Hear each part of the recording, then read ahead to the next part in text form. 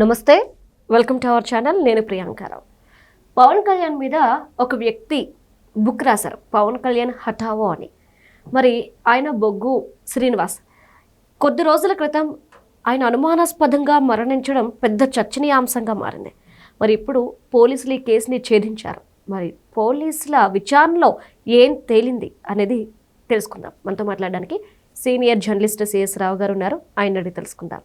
నమస్కారం సార్. నమస్తే సార్. ఎవరైతే పవన్ కళ్యాణ్ మీద బుక్ రాస్తూ పవన్ కళ్యాణ్ని జనసేన పార్టీని ఒక విధంగా నెగిటివ్ కోణంలో చూపించే ప్రయత్నం చేశారు తన బుక్ ద్వారా, బొగ్గు శ్రీనివాస్ అనే వ్యక్తి. మరి ఇప్పుడు ఆయన అనుమానాస్పద స్థితిలో మరణించి ఉండడం చాలా వివాదాలు సృష్టించింది. ఎందుకంటే ఒక విధంగా జనసేన పవన్ కళ్యాణ్కి ఇది అంటగట్టే ప్రయత్నాలు కూడా జరిగినాయి. బట్ ఇప్పుడు పోలీసులు కేసుని ఛేదించారు. అసలు వాళ్ళు ఏం చెప్తున్నారు? ఇప్పుడు పోలీసులు ఆల్మోస్ట్ ఎలా జరిగింది ఇన్సిడెంట్ అనేది తేల్చేశారు. అయితే ఫిబ్రవరి 13వ తారీఖుని ఇన్సిడెంట్ జరిగింది. 14వ తారీఖు నుంచి ఆ బొగ్గు శ్రీనివాస్ ఫోటో పెట్టి, పవన్ కళ్యాణ్ గారి ఏదో గుండు కొట్టించిన ఫోటో ఒకటి పెట్టి, పవన్ హఠావు అని చెప్పి ఆయన రాసినటువంటి పుస్తకానికి సంబంధించినటువంటి ఫస్ట్ పేజ్ అది పెట్టి ఎంత పోర్ట్రేట్ చేశారంటే జనసేన మీద. అంటే జనసేన వాళ్ళే వెంటాడి ఈ బొగ్గు శ్రీనివాస్ అని అతను చంపాడు అనేటువంటి అభిప్రాయం కలిగేలా సోషల్ మీడియాలో పెద్ద ఎత్తున ప్రచారం చేశారు. అంటే ఒక ఇన్సిడెంట్ జరిగినప్పుడు, ఒక క్రైమ్ జరిగినప్పుడు ఆ క్రైమ్ని రాజకీయ పార్టీలు ఏ విధంగా అనుకూలంగా మలుచుకోవాలని చూస్తాయని చెప్పి అనడానికి ఇది కూడా ఒక నిదర్శనం. ఇది కూడా అని ఎందుకు అంటున్నానంటే, రాజశేఖర రెడ్డి గారు హెలికాప్టర్ ప్రమాదంలో చనిపోయారు. ఆయన క్యూములోనింబస్ మేఘాల కారణంగా చనిపోయారని చెప్పి సిబిఐ చెప్పడానికి టైం పట్టింది. ఒక 2 years ఏం పట్టింది. ఈ లోపుగా గాసిప్స్ రకరకాల క్రియేట్ చేసి ఒక పత్రికా అధిపతి వెనక అస్తు ఉందని, చంద్రబాబు నాయుడు గారి ప్రమేయం ఉందని, లేకపోతే తెలుగుదేశం పార్టీ ప్రమేయం ఉందని, ఇట్లా రకరకాలుగా పోర్ట్రేట్ చేశారు. చాలా రకాలుగా పోర్ట్రేట్ చేశారు. ప్రజల్లోకి ఇంజెక్ట్ చేశారు. అంటే కుట్ర ఏదో దాగి ఉంది, రాజశేఖర రెడ్డి గారి హెలికాప్టర్ ప్రమాదం వెనుక ఓ పెద్ద కుట్ర దాగి ఉంది, కాన్స్పిరసీ ఉంది అనేటువంటి యాంగిల్లో పెద్ద ఎత్తున ప్రచారం చేశారు. దాంతో పబ్లిక్ అందరూ కూడా నిజంగానే ఉండి ఉంటుందా అనేటువంటి అనుమానాలు, రకరకాల అనుమానాలు. కాక్పిట్లో ఏం లేదు కదా, అదే బ్లాక్ బాక్స్లో అది పోయింది కదా, ఇట్లా రకరకాలుగా మాట్లాడుతున్నారు. ఈ మధ్యకాలంలో హెలికాప్టర్ ప్రమాదాలు, అలాగే విమాన ప్రమాదాలు ఎన్ని చూసాం మనం. లాస్ట్కి ఈ మధ్య ఆయన అజిత్ పవార్ హెలికాప్టర్ ప్రమాదంలో చనిపోతే డిప్యూటీ సీఎం మహారాష్ట్ర, దానికి కూడా ఎవరో కుట్ర పడినారని చెప్పి తెలుగుదేశం పార్టీ వాళ్ళకి అంటగట్టేటువంటి ప్రయత్నం సోషల్ మీడియాలో చేశారు. ఇప్పుడు ఆ బొగ్గు శ్రీనివాస్ అయిన అతను ఏదో ఫైనాన్షియల్ గొడవలతోటి చనిపోతే దాన్ని జనసేన పార్టీకి అంటగట్టేదానికి గత వారం రోజుల నుంచి రకరకాల ప్రయత్నాలు చేశారు. తీరా ఇన్వెస్టిగేషన్ చేస్తే ఏం తెలిసిందంటే, ఈ బొగ్గు శ్రీనివాస్ అనే అతను BBQ అనేటువంటి ఒక సంస్థను రిజిస్టర్ చేశాడు. ఆ సంస్థకు సంబంధించినటువంటి ఇన్వాయిస్లు, తర్వాత GSTకి సంబంధించినటువంటి ఫ్రాడ్ ఇవన్నీ చేస్తానని చెప్పి ఇంకొక అతని దగ్గరికి వెళ్ళారు. అతని పేరు రాధాకృష్ణ రెడ్డి ఏదో సంథింగ్ ఉంది.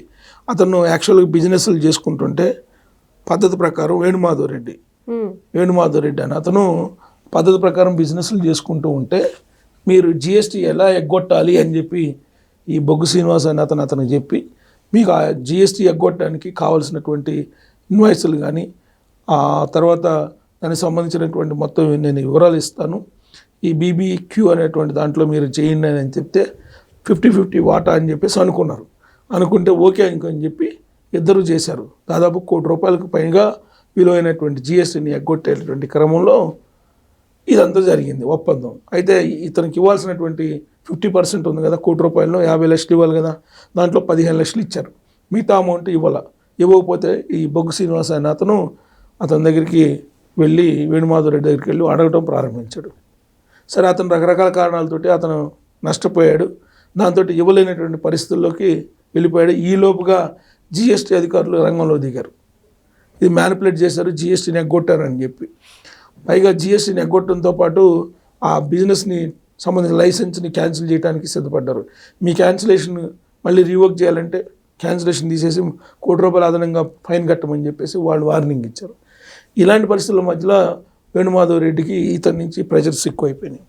ఎక్కువైతే అతను ఆ ప్రెజర్స్ని తట్టుకోలేక కిరాయి సుఫారీ మాట్లాడుకొని ఇతన్ని ఒకరోజు పిలిచి కారులో నమ్మకంగా తీసుకెళ్ళి అక్కడ నాగార్జున సాగర్ దగ్గర కాలువలో దింపేసి ఆ కాలువలో ఆ పక్కనది రాడ్లతో కొట్టి అతన్ని చంపేసి అతను ఆ కారులోనే యాక్సిడెంట్ అయినట్టు క్రియేట్ చేసి నీళ్ళల్లోకి తోసేసి ఆ డ్రైవర్ వెళ్ళిపోయాడు.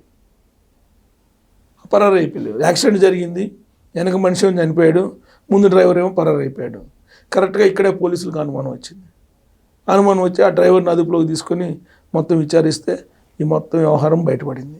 ఎలా జరిగింది ఏంటి అనేది, జిఎస్టీ ఎగ్గొట్టింది, ఇవన్నీ మొత్తం చెప్తాడు, అన్నీ బయటపడింది. మరి ఇప్పటి వరకు జరిగినటువంటి జనసేన మీద ప్రచారం సంగతి ఏంటి? మరి ఎందుకు చేసినట్టు జనసేన మీద? ఇప్పుడు బొగ్గు శ్రీనివాస్కి తర్వాత చావుకి జనసేన పార్టీకి ఏమైనా సంబంధం ఉందా? అంటే సార్ ఇప్పుడు జిఎస్టీ ఎక్కొట్టినంత మాత్రాన చంపేయడం అనేది ఆషామాషి విషయం కాదు కదా. అంటే ఎవరైనా వెనుకుండి ఇది చేయించారా? వాళ్ళిద్దరి మధ్య ఆర్థికపరమైనటువంటి గొడవలు ఉన్నాయి.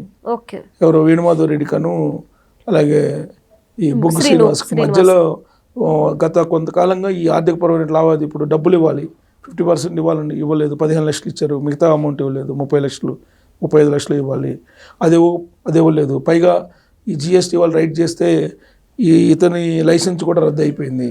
దాన్ని రెన్యువల్ చేయించాలంటే ₹1 కోటి కావాల్సి వస్తుంది. దాన్ని రెన్యువల్ చేయించి నాకు ఇవ్వమంటాడు ఇతను. ఇట్లా గొడవలు పడ్డారు. ఇంటర్నల్గా వాళ్ళిద్దరి మధ్య క్లాషెస్ వచ్చినప్పుడు నువ్వా నేను అనే పరిస్థితికి వచ్చినప్పుడు ఏం చేస్తారు? ఎవరైనా అదే చేశారు. కానీ దీన్ని జనసేన పార్టీకి అంటకట్టడం, జనసేన పార్టీ వాళ్ళు ఏదో వెంటాడి రేస్ కుక్కల మాదిరిగా చంపేశారని చెప్పి పోర్ట్రేట్ చేసి సోషల్ మీడియాలో పెట్టడం, ఇవన్నీ రాజకీయాల్లో ఒక రకంగా చెప్పాలంటే పాజిటివ్గా ఉండేటువంటి అంశాలు కాదు. ఇప్పుడు ఏది జరిగినా కానీ దాన్ని రాజకీయ పార్టీలకు అంటకట్టి ఏదో ఒక లబ్ధి పొందాలనుకోవటం అనేది సమాజంలో అన్రెస్ట్ని క్రియేట్ చేస్తుంది. అంటే ఇలాంటి రాజకీయాలు కూడా హెల్దీ ఉండాలి అంటారు. అన్రెస్ట్ క్రియేట్ చేస్తుంది. లేదంటే ఇప్పుడు గత వారం రోజుల నుంచి మనం దీని గురించి మాట్లాడుకునే పరిస్థితి వచ్చింది కదా. జనసేన వాళ్ళు ఏదో చేశారని, హఠావో పవన్ అని చెప్పి ఏదో పుస్తకం రాశాడని చెప్పి, ఆ బుక్ రాశాడని చెప్పి ఆ కారణంగా కక్ష పెంచుకొని వీళ్ళు అప్పటి నుంచి వేటాడుతున్నారు అనే యాంగిల్లో పోర్ట్రేట్ చేసుకుంటూ వచ్చారు కదా. ఎవరు చేస్తారో ఆ విధంగా పోర్ట్రేట్ అంటే వైఎస్ఆర్ కాంగ్రెస్ పార్టీకి సంబంధించినటువంటి సోషల్ మీడియా హ్యాండ్లింగ్స్లో ఎక్కువగా కనిపించాయి. సో అంటే పవన్ కళ్యాణ్ గారిని జనసేనని డ్యామేజ్ చేయాలంటే ఇలాంటి ఇన్సిడెంట్స్ని కూడా ఉపయోగించుకోవటం అనేది అదొక రకంగా చెప్పాలంటే లేఖిగా చేసే ప్రచారం అనుకోవాలి. Right. Thank you so much. Thank you.